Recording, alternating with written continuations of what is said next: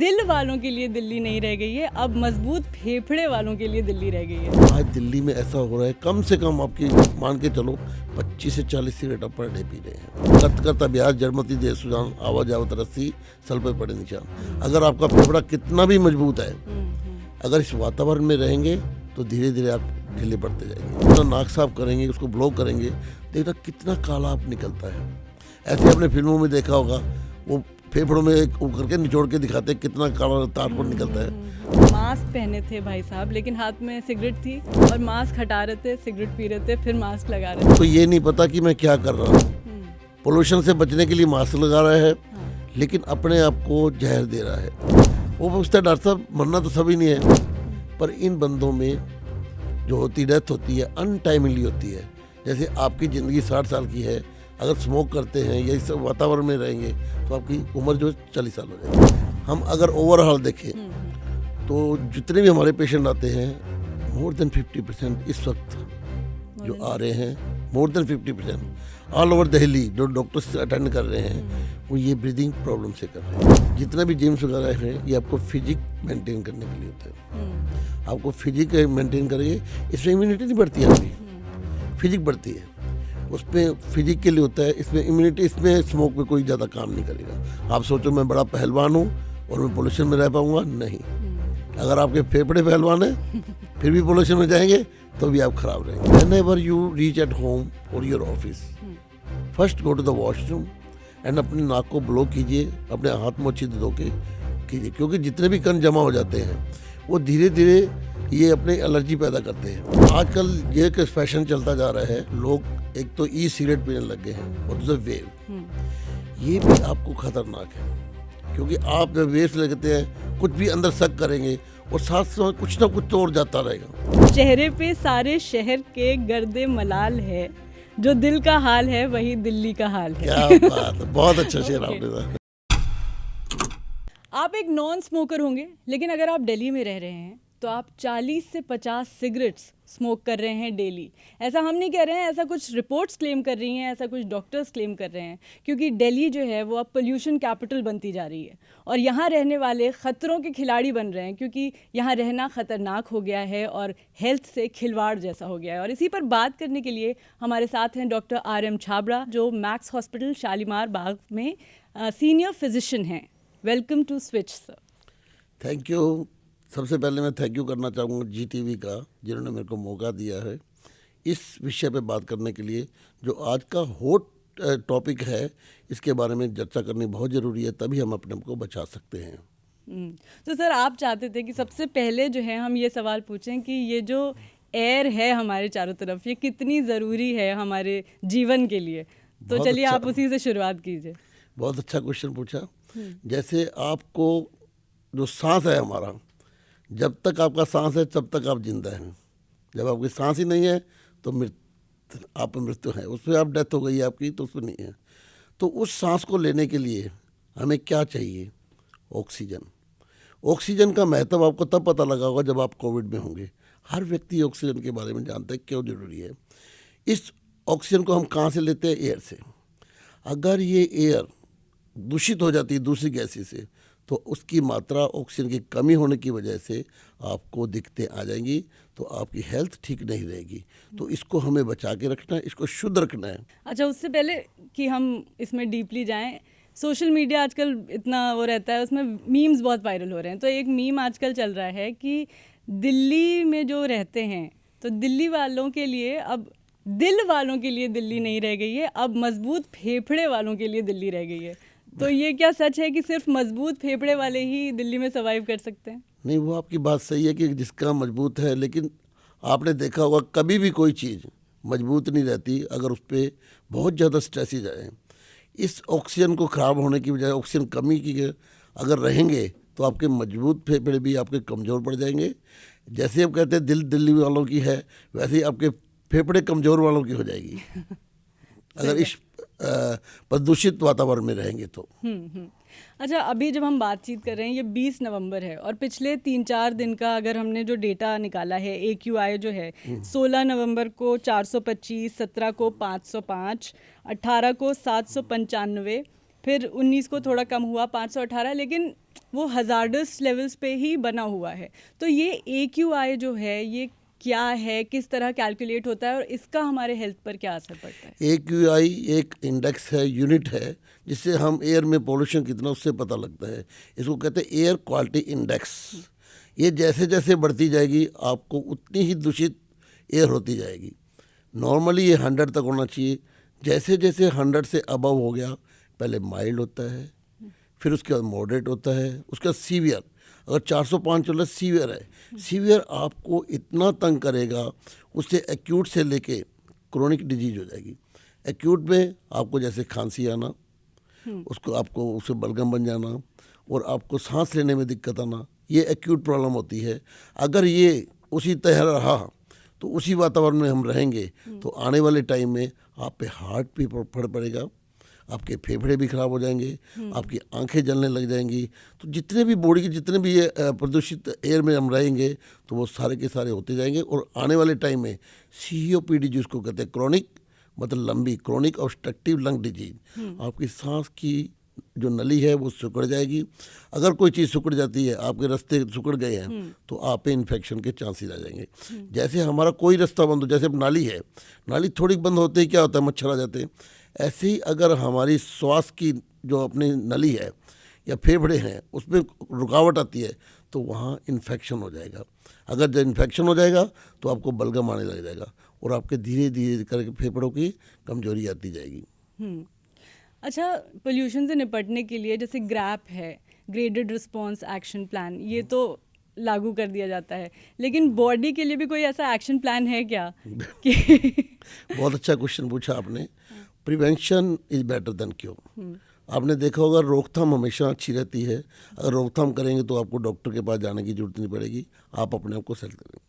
सबसे पहले कहते हैं अक्सर ये करो ये करो, लेकिन आज के अगर आपकी एयर अच्छी नहीं है तो आपको बाहर जाना अच्छा नहीं लगेगा। आपने देखा होगा अभी जितने दिल्ली में सभी स्कूलों में छुट्टी कर दी गई है, क्योंकि बच्चों को हम इस प्रदूषित एयर में भेजना नहीं चाहते। अगर भेजेंगे तो क्या होगा, ये एक टाइप का प्रिवेंशन है, इससे बचना चाहिए। दूसरा, अगर आप घर में रहते हैं तो अपने दरवाजे वगैरह बंद रखिए। उससे क्या होगा, आपकी ऑक्सीजन कम आ जाएगी। आपके घर में अगर जितने व्यक्ति ज़्यादा रहेंगे वो अच्छी बात नहीं है। तो एक जो स्पेस है, क्लोज स्पेस पे आप नहीं रहेंगे, कंजेस्टेड एरिया में नहीं जाएंगे। जैसे हम शादियों में जाते हैं, बहुत ज़्यादा व्यक्ति इकट्ठे हो जाते हैं एक हॉल में, उसमें सब व्यक्ति उसको कार्बन डाइऑक्साइड छोड़ेंगे और ऑक्सीजन की कमी आ जाएगी। अंदर एयर तो उतनी है तो सर्कुलेशन हो नहीं रहा। अगर आप खिड़कियाँ वगैरह बंद रखोगे तो नहीं होगा। तो इन चीज़ों को आपने कैसे निपटना है, उस पर प्रिवेंशन की ज़रूरत है। दूसरा, प्रिवेंशन, जब तक आपको ये पता नहीं लगेगा रिसोर्सेज कहाँ है, कहाँ से आ रही है पोल्यूशन। आपने देखा होगा ये बात होती रहती है, पराली को जलाते हैं, तो पराली को जलाना बंद कीजिए। उसके अदर अल्टरनेटिव सोचिए, उसको कैसे ख़त्म किया जाए। पराली को जलाने उसको दूसरे खाद, उसको खाद बना के कर दी जाए जिससे हमें यूटिलाइजेशन हो। दूसरा, इंडस्ट्री है, जितने भी धुआं उठता है उसको बंद करना पड़ेगा। कंस्ट्रक्शन वर्क हैं उनको बंद करना पड़ेगा, उससे ही प्रिवेंशन हो जाएगा। व्हीकल, जब आपने अब देखा बीच में OD1 लगा दी, तो OD1 लगाने का मतलब है आपकी आधी गाड़ियाँ चलेंगी, आधी गाड़ी वैसे चलेंगी, दूसरे दिन आधी गाड़ियाँ चलेंगी, उससे नंबर ऑफ द व्हीकल्स कम हो जाएंगे। दूसरा, आपने देखा हो किचन वाला आजकल कम हो गया, क्योंकि आपने देखा है गैस, अगर लकड़ी जला के जो हम रोटी वगैरह बनाते, कुछ भी अपने कुकिंग करते हैं, उससे पोल्यूशन ज़्यादा होगा, आजकल गैस से कम होता। ये हमारी बचत हो गई है इससे। और जितने भी पोल्यूशन फैलाने, जैसे सिगरेट है, सिगरेट स्मोकिंग, आप कहते हैं कि मैं सिगरेट नहीं पीता, ये गलत कहते हैं। आप पैसिव स्मोकर है। पैसिव स्मोकर किसको कहते हैं, आप सिगरेट तो नहीं पीते लेकिन आप उस वातावरण में रहते हैं, स्मोक में रहते हैं। तो स्मोक में रहोगे तो क्या होगा, इनहेल करोगे। जैसे आपने बताया कि सिगरेट बहुत ज़्यादा पी, 25 से 30। आज दिल्ली में ऐसा हो रहा है, कम से कम आपकी मान के चलो 25 से 40 सिगरेट आप पर डे पी रहे हैं।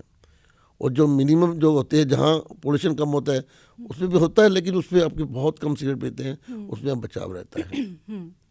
तो दूसरा एक ये है, हरियाली होनी चाहिए, ग्रीनिश, पेड़ पौधे आपके ज़्यादा लगे होंगे तो उसमें पोल्यूशन की कम होगा। आपने देखा कोस्टल एरिया में जो रहते हैं वहाँ भी पोल्यूशन कम होता है।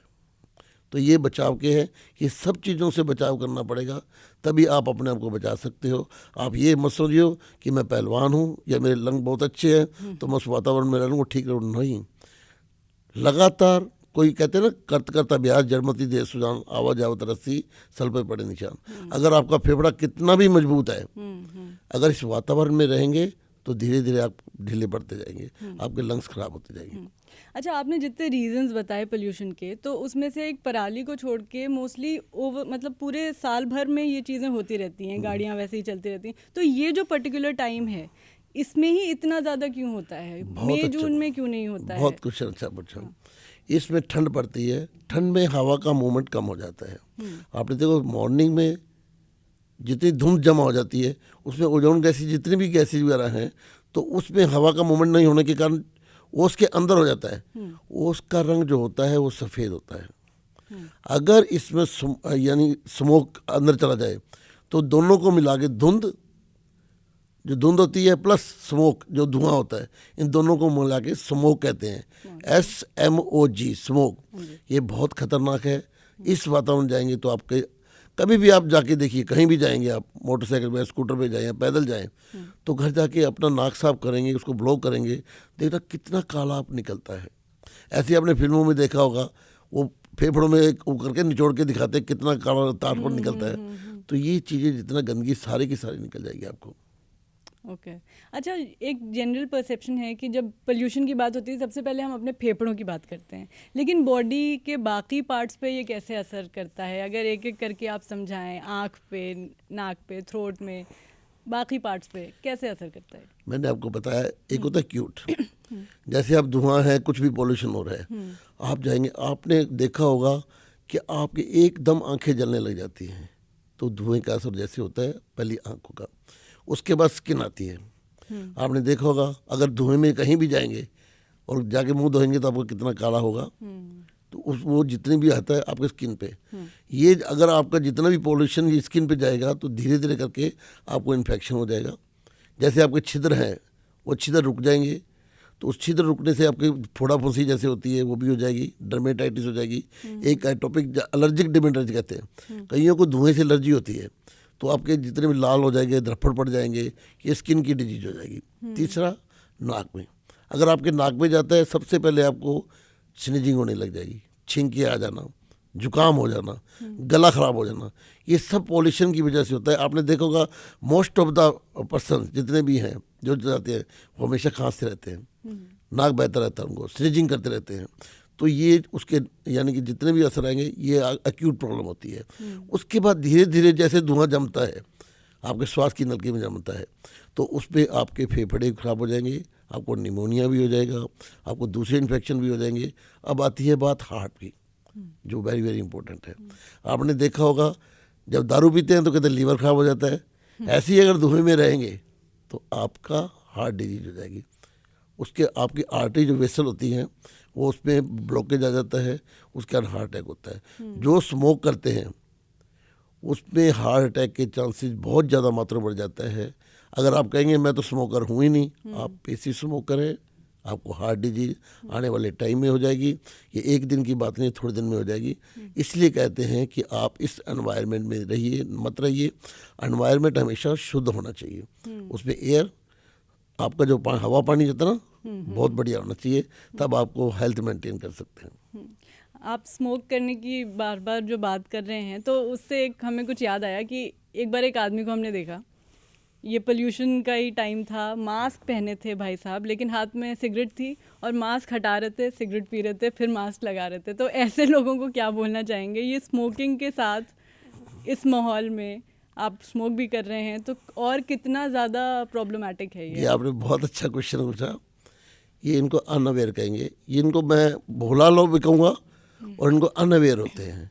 तो इसलिए कहते हैं कि सबसे ज़्यादा awareness, education about the health is very very important. ये क्वेश्चन आपने बहुत अच्छा किया है। उसको ये नहीं पता कि मैं क्या कर रहा हूँ, पोल्यूशन से बचने के लिए मास्क लगा रहा है, लेकिन अपने आप को जहर दे रहा है, ये अपने मौत को बुलावा दे रहा है आने वाले टाइम में। तो ये अनभिज्ञ जो कहते हैं, जिनको पता नहीं है, नॉलेज नहीं है उनको, ये अज्ञानी लोग कहते हैं इसको। मैं ज्ञान के नहीं है, अज्ञानी लोग हैं, इनको बेचारों को पता नहीं। जितने रूरल एरिया में आपने देखा होगा जितना स्मोकिंग है रूरल एरिया में, पोल्यूशन नहीं है, लेकिन बीड़ी सिगरेट हुक्का ये सब कुछ पीते हैं। इनको मैं अज्ञानी लोग कहता हूँ। इनको ज्ञान देना पड़ेगा, इसके बारे में बताना पड़ेगा। अच्छा, आप इतने सालों से प्रैक्टिस कर रहे हैं, अगर आप थोड़ा डेटा के थ्रू हमें समझा पाएँ कि पेशेंट्स कितने बढ़े होते हैं इस वक्त जब पोल्यूशन सबसे ज़्यादा पीक पे होता है, तो जैसे नॉर्मल डे पे कितने पेशेंट्स आपके होते हैं जो ब्रीदिंग इश्यूज़ के साथ होते हैं, लेकिन इस वक्त और कितने बढ़ जाते हैं, अगर आप ऐसे बता पाएँ। बहुत अच्छा क्वेश्चन पूछा है। हमारे जो 2-3 मौसम ऐसे होते हैं, जब मौसम चेंज होता है तो उसमें रेस्पिरेटरी केसेस बढ़ते हैं, सांस की प्रॉब्लम ज़्यादा बढ़ती है, और इस टाइम बहुत ज़्यादा पोल्यूशन हो जाता है। जैसे कोई कहते हैं ना एक्यूट प्रॉब्लम आती है, जैसे आपने सर्दियों से गर्मी आई, मौसम चेंज हुआ, उसमें जैसे आंधी का वक्त आ गया है या मौसम ख़राब हो गया है, उसमें भी केसेस बढ़ते हैं। तो ये सीजनल होता है, इनको सीजनल जितनी बीमारियाँ होती है सीजनल बीमारियाँ कहते हैं हम। उसमें जैसे ठंड में है उसमें निमोनिया ज़्यादा होगा। जैसे अपने गर्मियों में जब आता है, जो मौसम चेंज होता है, उसमें अस्थमेटिक पेशेंट हमारे पास ज़्यादा आते हैं। क्योंकि सर्दियों में ठंड लगती है प्लस स्मोक के कारण, ये दोनों मिलके क्या करते हैं, इन्फेक्शन हो जाता है। वो लंग्स में इन्फेक्शन को निमोनिया कहते हैं। अगर जो हमारे जो नली में होता है उसको ब्रोंकाइटिस कहते हैं, जो खांसी आना है करना। तो ये चीज़ें होती हैं। आपने ABC याद रखिए। A means asthma, B means bronchitis और खांसी के आना, C मीन्स कैंसर, और D मीन्स डेथ। अगर आप करते रहेंगे तो डेथ। फिर वो कहता है बंदा, वो पूछता है डॉक्टर साहब मरना तो सभी नहीं है, पर इन बंदों में जो होती डेथ होती है अनटाइमली होती है। जैसे आपकी ज़िंदगी 60 साल की है, अगर स्मोक करते हैं या इस वातावरण में रहेंगे तो आपकी उम्र जो 40 साल हो जाएगी। तो आप, मैं एक क्वेश्चन पूछता था, हर से पूछता हूँ कि जो स्मोक करते हैं वो कभी बूढ़े नहीं होते। आप बता पाएंगे क्यों नहीं होते बूढ़े? वो पहले ही यस आपने बहुत अच्छा बताया कि वो जवानी में पहले ही मर जाते हैं, कभी बूढ़े होते नहीं। तो जवानी में हमने नहीं मारना, क्योंकि हमारे जो कर्णधार होते हैं बच्चे, ये बच्चों में ज़्यादा कॉमन गया। आप स्कूल में देखो, अभी एक सर्वे कर्नाटका में हुआ था, स्कूल के बच्चों में मैक्सिमम नशे के थे, कि सिगरेट थी, किसी नशा था, किसी के कुछ हमेशा बच्चे जो कैद द यंग, उनको समझाने की ज़रूरत है। हमें स्कूलों में जाके बताना चाहिए कैद द यंग। जितने बच्चों को इसके बारे में, प्रिवेंशन के बारे में बताएंगे, तब हम अपनी यंग जनरेशन को बचा पाएंगे। डॉक्टर का काम ये नहीं कि मेरे को ट्रीटमेंट करना है, डॉक्टर का ये भी काम है कि इसके बारे में बताए, क्योंकि जो हम बता सकते हैं वो कोई नहीं बता सकता। तो हमें इस जनरेशन को, जैसे आपको बताया वो ज्ञानी है, अज्ञानी के मतलब ये है कि उनको पता नहीं इसके बारे में। उनको चीज़ें दिखाइए, उनको चित्र दिखाइए, भी ये हो सकता है, कैंसर हो सकता है, डेथ हो सकती है। उससे अगर हम 70% भी अचीव कर जाते हैं तो हमारे लिए बहुत अच्छा है। 100 नहीं कर पाएंगे, 100 तो कभी कर नहीं पाते।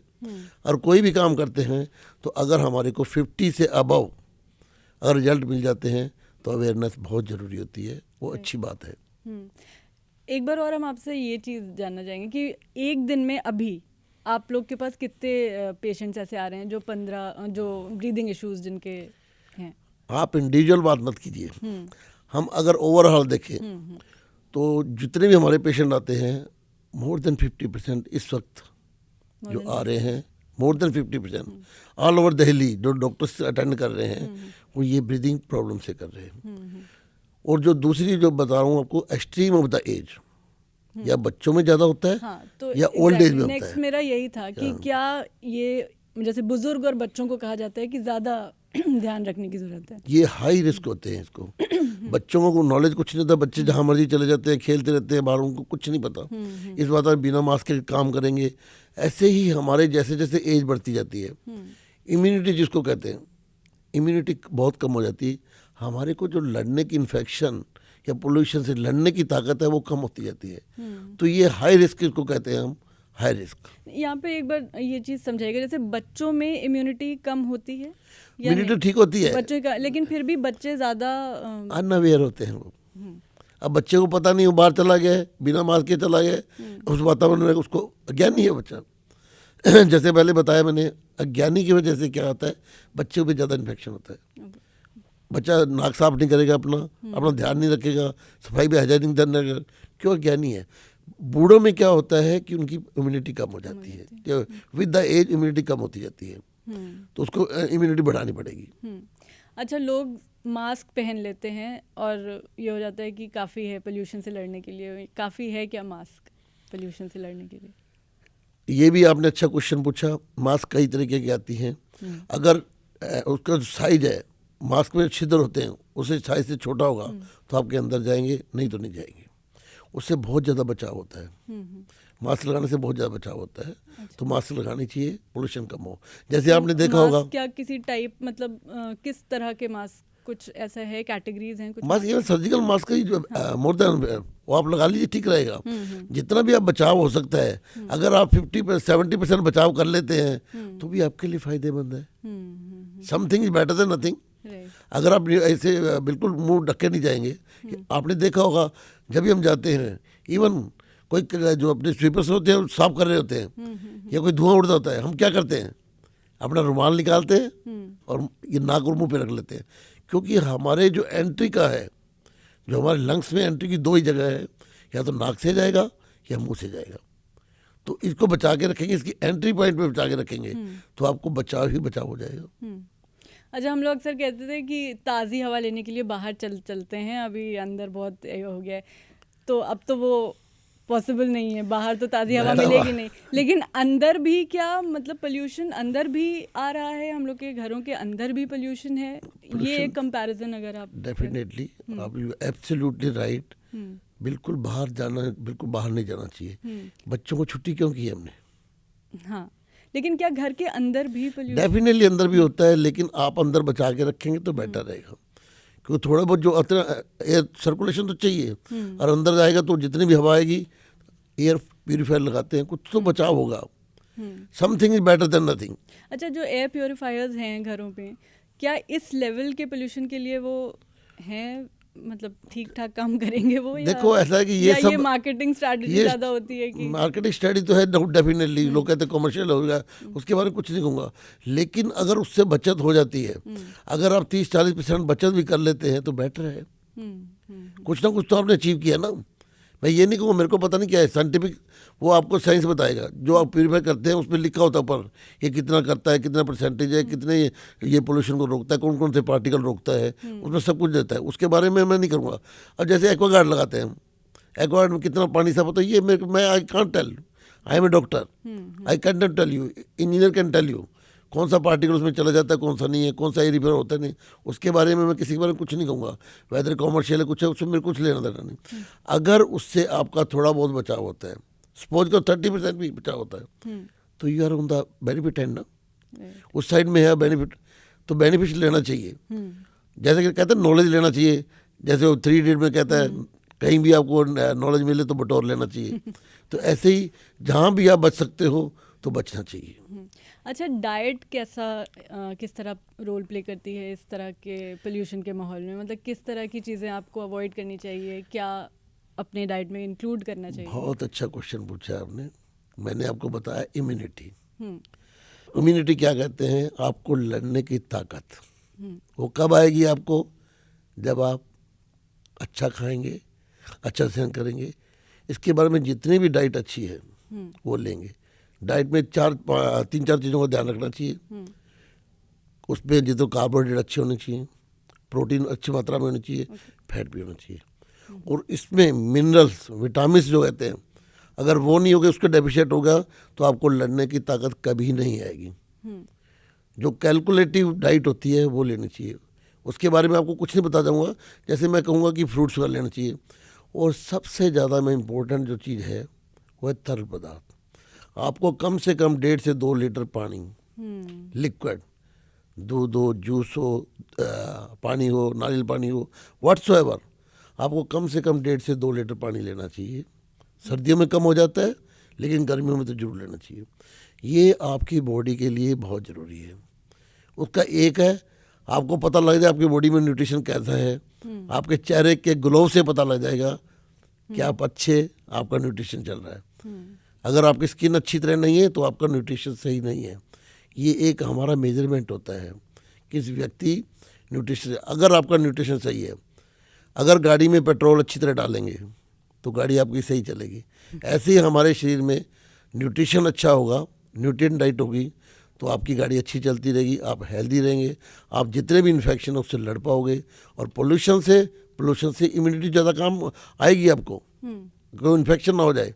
और दूसरा, इसमें prevention is better than cure. इसको आपको जहाँ जहाँ से पोल्यूशन आ रहा है उसको रोकना पड़ेगा। दूसरा, बॉडी में एंट्री स्मोक की जितनी कम से कम होगी तो आपको उतने ही बेनिफिट मिलेंगे, अदरवाइज आप बीमार होते जाएंगे और आपको डॉक्टरों की जरूरत पड़ेगी। वो कहते हैं ना, एक सेब डॉक्टर से दूर करता है, लेकिन इसमें इसको आपको पोल्यूशन से आपको दूर रहेंगे तो डॉक्टर से दूर रहेंगे आप। सही बात है। अच्छा, जैसे जिम, एक्सरसाइज, वर्कआउट वगैरह है, ये किस तरह से हेल्प करेगा अगर रेगुलर बेसिस पे कर रहे हैं पोल्यूशन से लड़ने में? बहुत अच्छा क्वेश्चन पूछा। जितना भी जिम्स वगैरह हैं ये आपको फिजिक मेंटेन करने के लिए होते हैं। आपको फिजिक मेंटेन करेंगे, इसमें इम्यूनिटी नहीं बढ़ती आपकी, फिजिक बढ़ती है, उसमें फिजिक के लिए होता है। इसमें इम्यूनिटी, इसमें स्मोक पे कोई ज़्यादा काम नहीं करेगा। आप सोचो मैं बड़ा पहलवान हूँ और मैं पोल्यूशन में रह पाऊँगा? नहीं। अगर आपके फेफड़े पहलवान हैं फिर भी पोल्यूशन में जाएंगे तो भी आप खराब रहेंगे। तो जिम में ज़्यादा कुछ नहीं, इसको आप डाइट वगैरह है वो आपकी इम्यूनिटी बढ़ाइए आप। अगर इस पर आपको दिक्कत आने लग गई, COPD हो गया या एक्यूट ब्रोंकाइटिस हो गई या इन्फेक्शन हो गया, उससे लड़ने के लिए आपको अच्छी डाइट लेनी पड़ेगी, अपनी इम्यूनिटी बढ़ानी पड़ेगी। और अगर फिर भी कोई बलगम वगैरह आता है तो आप डॉक्टर के पास से एंटीबायोटिक लेना पड़ेगी, जिससे आप अपने आप को मेंटेन कर पाएंगे। अच्छा, जैसे हम लोग तो लकी हैं कि अंदर रहते हैं, ज़्यादा बाहर का काम हमें उतना नहीं होता है, लेकिन जो लोग रेगुलर बेसिस पे बाहर रहते हैं, उनका फील्ड वर्क है या फिर जो बहुत ट्रैवल करते हैं 2 व्हीलर्स पे, वो लोग किस तरह से अपना ध्यान रखें? बहुत अच्छा क्वेश्चन किया, I was expecting this question. जैसे आपने देखा स्कूल में बच्चों को जाना पड़ेगा, तो क्या बच्चों को हमें समझा के भेजना पड़ेगा, मास्क लगा के रखिए। और वहाँ आउटडोर एक्टिविटी बिल्कुल नहीं करेंगे, बचाना। जैसे आप अपने घर से निकलते हैं, जैसे आप भी निकल रहे हैं, आप यहाँ तो बैठे हैं लेकिन अब बाहर जाना पड़ गया या मेरे को भी वापस जाना है, तो I will protect my self. बाहर के एक्सपोजर से मैं जितना बचूंगा, पोल्यूशन से जितना बचूंगा, वो मेरे हाथ में है। एनवायरनमेंट आपको बचने नहीं देगा, आपको एनवायरनमेंट आ गया, लेकिन आपको बचना है। मास्क लगा लीजिए, आंखों पे बार बार धोते रहिए अगर आपको स्मोक हो गया तो। दूसरा, मैं आपको एक एडवाइस करूँगा, whenever you reach at home और your office, first go to the washroom and अपनी नाक को ब्लो कीजिए, अपने हाथ में अच्छी धो के कीजिए, क्योंकि जितने भी कण जमा हो जाते हैं वो धीरे धीरे ये अपने एलर्जी पैदा करते हैं। तो उसको पहले ही आप उसको साफ कर लेंगे तो उसको जो उसके बुरे इफेक्ट है वो नहीं आएंगे। तो उससे आपको ये ज़रूरी है करना। आप कभी भी आप 2-4 रेड लाइट बाइक पे जाएंगे, रेड लाइट क्रॉस करके देखिए और जाके देखिए, अपना नाक साफ करेंगे, एकदम से काला काला निकलेगा, उसको पहले ही निकाल दीजिए, उसको जमा मत होने दीजिए। जैसे पानी इकट्ठा हो जाता है तो वो बाद में ख़राब करता है मच्छर आते से, ऐसे नाक जितने रस्ते हैं उसको खुला रखेंगे तो उस पर कोई भी इन्फेक्शन नहीं होगा। तो ये प्रिकॉशन बहुत ज़रूरी है। अच्छा, एक बार अगर आप कैटेगराइज कर दें या डिफ्रेंशिएट कर दें जो पोल्यूशन के इफ़ेक्ट्स, मतलब शॉर्ट टर्म जो अभी इमिडिएटली हो रहे हैं लोगों को, और लॉन्ग टर्म में इसका क्या इफेक्ट हो सकता है, ये अलग अलग अगर आप डिफ्रेंशिएट करके एक बार बता दें। मैंने पहले बताया था, एक्यूट में आपकी आंखें, उसमें कंजक्टिविटिस होना, इन्फेक्शन हो जाना, पानी बार बार आ जाना, नंबर 1। दूसरा, स्नीजिंग वजह से जुकाम वगैरह हो जाना, खांसी, गला खराब, सोर थ्रोट जिसको कहते हैं, इससे आप बच के रहिए। आप स्टीम लीजिए, प्रॉपरली स्टीम लीजिए। और उसके बाद अगर आपका गला खराब है तो आप उसे गरारे वगैरह कीजिए और अपनी सफाई रखिए। ये कैसे पता चलेगा कि जो नॉर्मल कॉफ एंड कोल्ड है वो जो पोल्यूशन की वजह से हो रहा है वो, या फिर कुछ डिफरेंस होता है दोनों में? मतलब जो आपका रेगुलर कॉफ एंड कोल्ड होता है उसमें और जो पोल्यूशन के वजह से आपको ऐसे इश्यूज हो रहे हैं उसमें कुछ डिफरेंस होता है?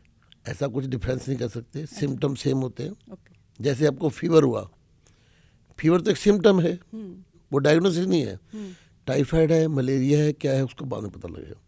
जैसे सपोज करो you are all right here, if you have gone to the Pitampura और द रोहनी समवेयर, वहाँ जाते अपने एनवायरनमेंट से निकले आप और वहाँ जाते आपको हो गया या 1 घंटे बाद हो गया, आपको स्नीजिंग होने लग गई, गला खराब हो गया, तो क्या समझेंगे आप? That is a clinical diagnosis. तो मैं ये प्रज्यूम करूँगा कि ये आपको पोल्यूशन एनवायरनमेंट में होके आए हैं तो आपको ये हो गया।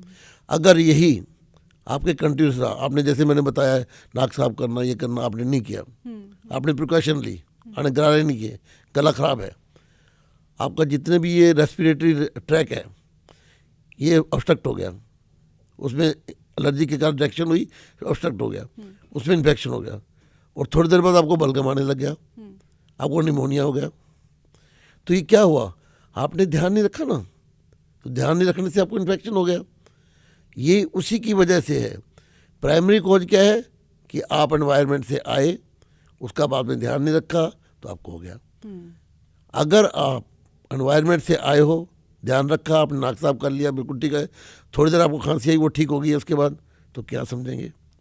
ये थेरेपेटिक टेस्ट होता है कि आप पोल्यूशन एनवायरनमेंट में आए, उसको आपने आगे नहीं बढ़ने दिया, तो यू आर ए वाइज। तो आप वाइज हो इसमें।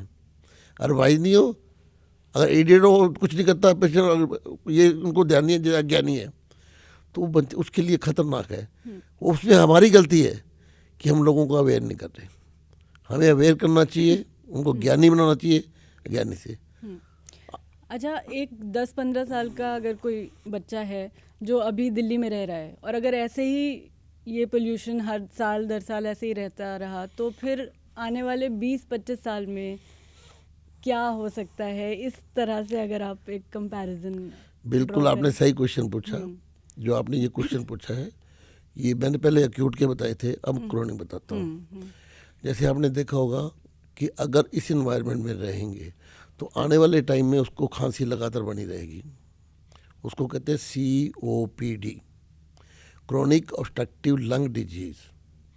क्रोनिक मीन्स लंबी, ऑब्स्ट्रक्टिव मीन्स जो रुकावट के कारण है, और परमानेंट मीन्स लंग से रिलेटेड है। ये लंग डिजीज कहते हैं, परमानेंट डिजीज कहते हैं, और उसको डी मीन्स डिजीज। ये हो जाएगी तो उसमें क्या लगातार उसको बलगम आता रहेगा और धीरे धीरे ब्रोंकियोस जो है डायलेट हो जाएंगे। उसके बाद आता है हार्ट पे। अगर ये स्मोक उसके शरीर में रहा तो स्मोक के कारण जितना भी है हमारे कार्बन डाइऑक्साइड बढ़ती रहेगी, उसकी वजह से आपको हार्ट डिजीज होती है, जिसको कोरोनरी हार्ट डिजीज कहते हैं। जो उसकी वेसल है, जो हार्ट को खुद ब्लड देती है। वैसे तो हार्ट सारी बॉडी में देता है, लेकिन जो कोरोनरी आर्टरीज हैं वो हमारे हार्ट को सप्लाई करती हैं, उस पर ब्लॉकेज चालू हो जाता है। उसके कारण दूसरा क्या है कि हमारे पेरिफेरल वास्कुलर डिजीज भी होती है, जो स्मोक करते हैं उसमें, जैसे हमारे पैरों की है उसको गैंग्रीन हो जाती है, वो पेरिफेरल वास्कुलर डिजीज में। ऐसे किडनी के जो वेसल्स हैं वो भी खराब है। ये नहीं कि जो सब हार्ट पे करता है इफेक्ट, जितनी भी वेसल्स हैं, स्मोक और वेसल्स जो हमारी पाइप्स है ना, इसका कनेक्शन होता है।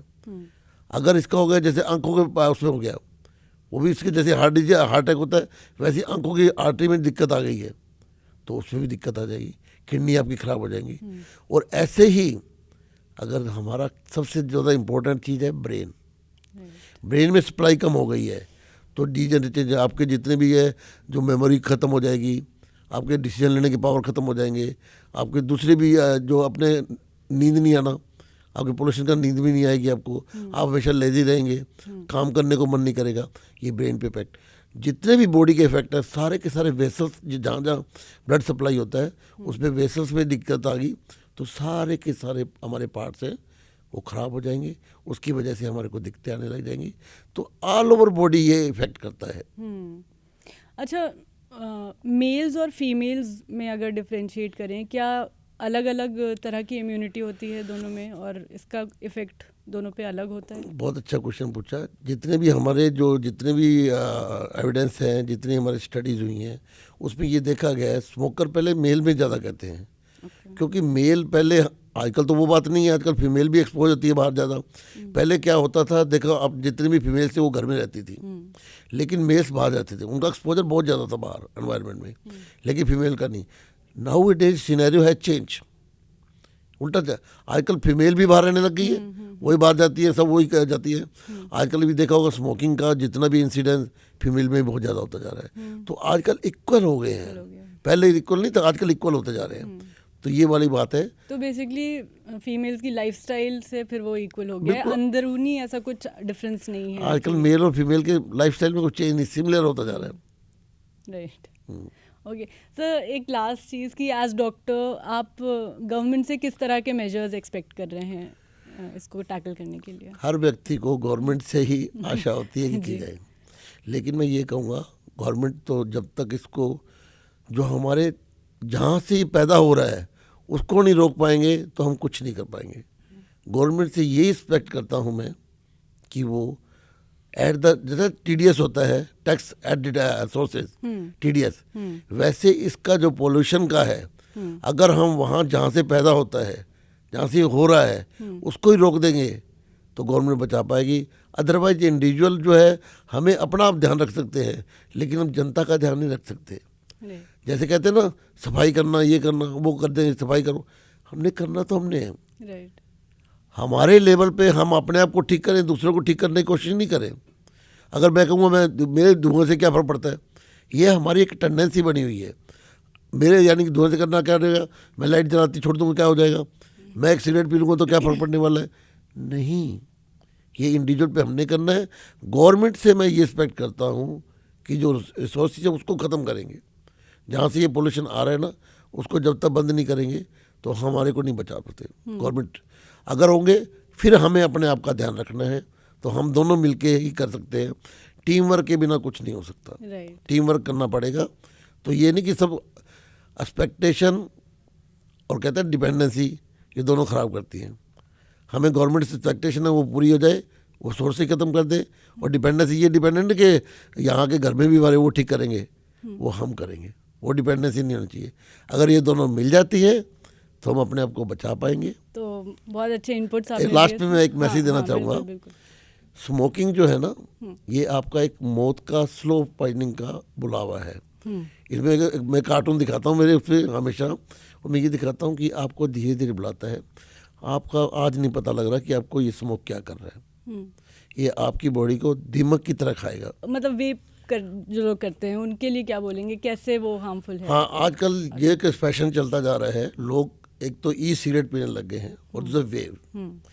ये भी आपको खतरनाक है, क्योंकि आप जब वेव से लगते हैं कुछ भी अंदर शक करेंगे और साथ साथ कुछ ना कुछ तो और जाता रहेगा। और एक गंदी आदत है, आप सोचे कि मैं ये करता हूँ, मैं ये ऐसे सिगरेट पीता हूँ, ये अच्छी बात नहीं है।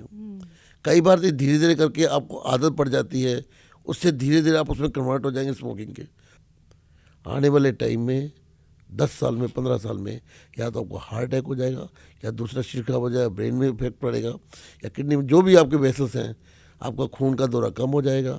तो आपको खत्म। इसलिए आपसे एक ही निवेदन है कि आप अपने लेवल पे अपना बचाव कीजिए और गवर्नमेंट को सोर्सेज बंद करने दीजिए। ये मेरा लास्ट में मैसेज है। अगर दोनों मिलकर चलेंगे तो हम स्टैंड रहेंगे, अदरवाइज हम फॉल हो जाएंगे, गिर जाएंगे।